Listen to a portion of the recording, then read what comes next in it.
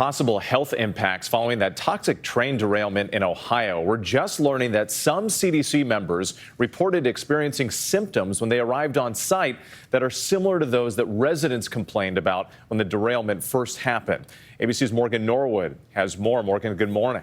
Yeah, Whit, good morning. Certainly concerning, to say the least. And look, it's unclear if the investigator symptoms were possibly from the toxic chemicals that had been released into the air, but it is reigniting questions about the air quality in East Palestine, Ohio, with residents there saying that this is a wake-up call.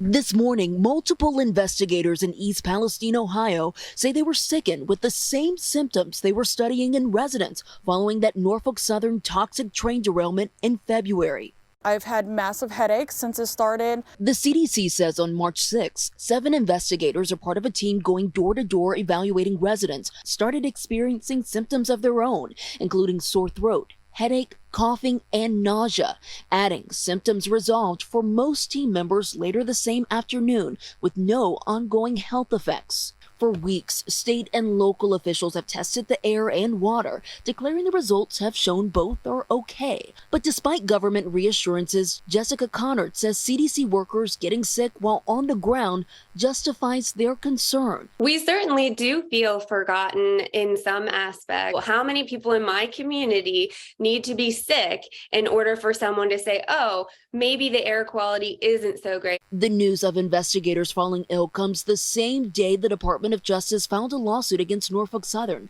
handing down a nearly $65,000 fine for every day it violated clean water laws. This morning, Norfolk Southern responding to that lawsuit, saying in part, we'll keep working until we make it right. Residents like Jessica Connard say that begins with transparency and better testing. In the long term, we really need and desperately need medical monitoring. We need the reassurances that the testing that's being done is accurate.